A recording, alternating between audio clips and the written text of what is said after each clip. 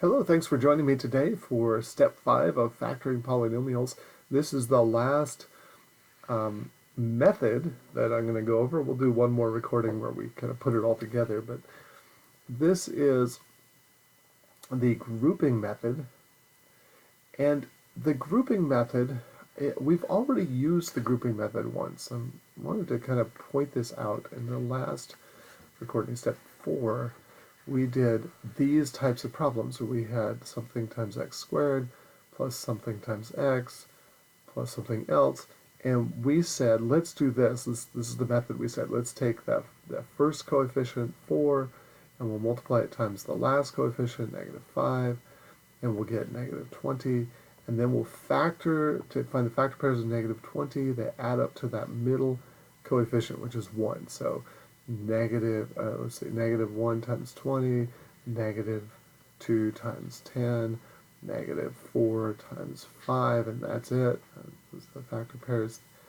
And then we did that thing with the 4 squares and stuff, and we set it up that way. Well, now instead of doing that, I'm just going to say, well, let's just take this 4x squared, and then let's take that plus x and let's break it apart into the minus 4x plus 5x, and then minus 5. Okay, so doing the same thing I did with the 4 squares, but instead of doing that, I'm just gonna write it out in a line. And now here's the grouping method. This is the grouping method. What you do in the grouping method is you have 4 terms, and you take the first 2 terms and you put them together. You group them in parentheses. And now this is important. You need to keep the plus sign here, or if it's a minus sign, you put it in the group, but then you have to put a plus sign there. So there has to be a plus sign in between the 2 groups. Okay, and then the second 2 terms are in their own group. Okay, so we've got this group plus that group. Okay, so just got now we're thinking of these in terms of 2 groups. Okay, now for each group, I'm going to take out the common factor. I'm going to factor out the common factor for each group. So 4x squared minus 4x. Well, they both have a 4 in them, and they both have an x in them. And then if I take out the 4 and the x, what I'm left with on the first term is x minus the second term. Well, 4x divided by 4x is just 1. So x minus 1. All right, so that was the first group, and I factored out the common factor. Now bring down that plus sign. Now I look at my second group, 5x minus 5. What do they have in common? Well, they both have a 5. So I'm going to take out the 5, then put back the parentheses, and what's left? If I divide out a 5, I'm left with x in the first term, minus, well, 5 divided by 5 is 1 in the second term. Now, hopefully, you're noticing something funny is going on here. When I factored out the greatest common factor of each group, what was left over was the same thing, x minus 1. So here's what I'm going to do now. I'm going to pretend that this is one big binomial. This is how I think about it. You can think about it however you want, but I'm going to just pretend it's one big binomial, and that this binomial has 2 terms, 4x times x minus 1 and 5 times x minus 1. Those 2 terms have a common factor. What's the common factor? Well, it's the x minus 1, right? They both have an x minus 1. So let's take out the common factor, x minus 1. And if I take out the x minus 1 out of each of those terms, what do I have left? Well, I'll just keep the brackets there just so you can kind of visually see it. I have 4x plus 5. And those are my 2 factors, x minus 1 and 4x plus 5. Now at this point, hopefully you're saying to yourself, well, I like the 4 square method better. That was a little bit easier to follow. But notice it's the exact same process. We're getting that middle term, breaking it into 2, and then we're taking we're grouping things. This is like one of our pairs of rows. Like I grouped them in the 2 rows, and I factored out the common factor. But instead of doing the columns, doing the common factors there, I just said, well, whatever's left over is the second. Whatever's left over is the second factor, and it was the x minus 1. Okay, that's the grouping method. Now, you don't have to use the grouping method on these problems. You can just use the four-square method if you like. You can use the grouping method, you can use the X method, you can use whatever method you like. But what if we have a problem like this, where there's four terms and they can't be put together? I'll let you in on a little secret. We could put these into our four squares and do it that way. But I'm going to do the grouping method for this recording. I'm going to do the grouping method that I just showed you. And if you want to do the four squares, you can on these ones. Okay. Now, the first thing to notice is when we group these together, we need to be able to group them so they have common factors. So if these are mixed up in such a way that there's no common factors, then we're probably going to have to rearrange them.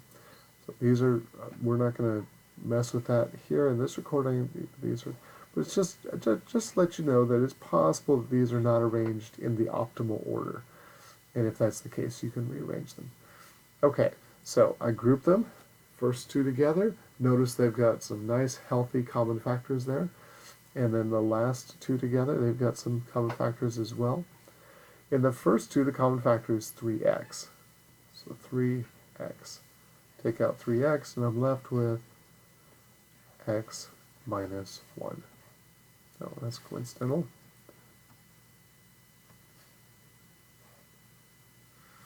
Then I'll bring down the plus sign, and I'll factor out the common factor in the last two.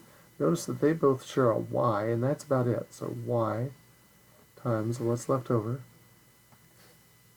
x minus 1 again. So I have an x minus 1 and an x minus 1. I can think of it as a big binomial with two terms. Term 1, term 2, take out the x minus 1 factor, and what's left over inside the brackets is going to be 3x plus y. And of course we can turn those brackets into parentheses now. We don't need them to be brackets. So x minus 1 is one factor, 3x plus y is the second factor. That's my final answer. Now let's do the FOIL thing so we can just check this and make sure. X times 3x is 3x squared. X times y is plus xy. Negative 1 times 3x is negative 3x. And negative 1 times y is negative y. Now is that what we started with? Well, we have our 3x squared there. We have x plus y, xy plus xy, minus 3x, and minus y. So notice that the order I did my multiplication didn't give me the exact same order of my terms, but it did give me all four terms with their proper signs. So that's okay. That's not a problem. And so these are the factors. Okay, let's do a couple of more practice problems just to kind of get used to this. If you think you're ready to give it a try, hit pause and try it yourself. Okay, now this is a tricky one because we have a negative third sign. The third term is negative, so I need to put a plus sign here in between these. Because it just need to be accurate. I'm not multiplying two binomials together. I've got two terms plus two other terms. But I need to keep that negative sign with the pn because that's going to be part of my common factor. Okay, first terms, pm, 5m, they both have an m in common. What's left over? P plus 5. Okay, now, plus, what factors are common in negative pn and negative 5n? Well, they both have an n, and they're both negative, so I'm going to say negative n times, if I take out a negative n, I'm left with positive p plus positive 5.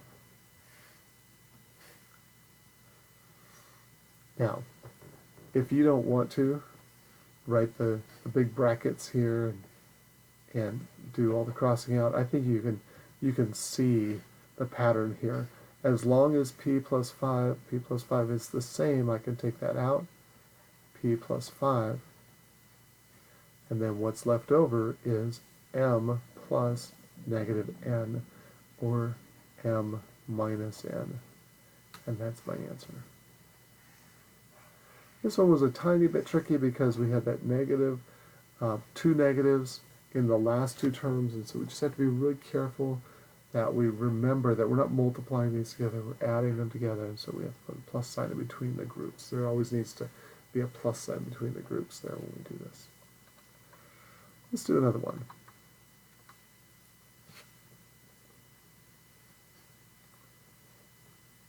All right, group the first two, group the last two. This is better. We like it when it's a negative sign there and a positive sign there, because then we know that our two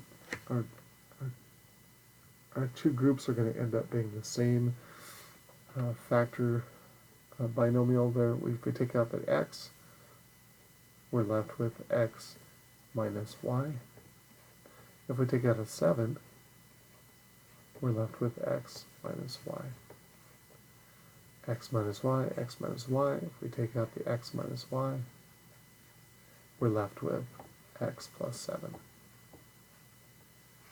And if we multiply those together, we will get back to where we started.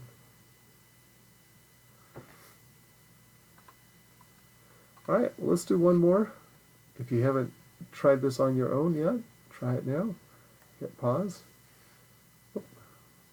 Make sure I don't accidentally put a negative sign in there that I didn't mean to be there. So 6x squared plus 2mx, well, they both have an x, and they're both even, so we'll factor out a 2x, and we're left with 3x plus m. 5x plus 5m, well, it clearly seems to be a 5 common, x plus m.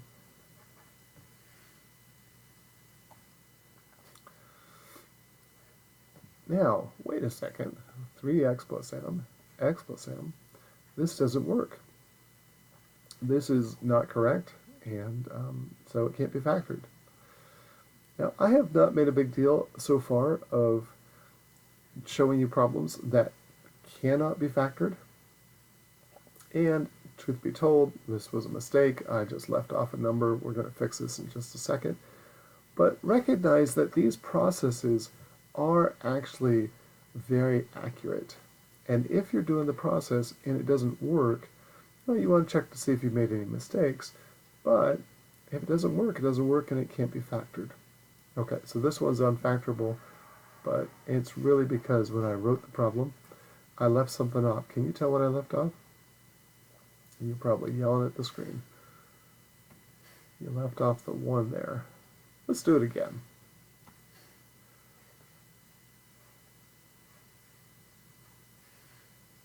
All right, so now we have a common factor of 2x,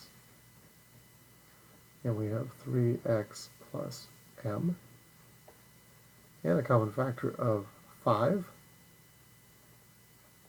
and 3x plus m.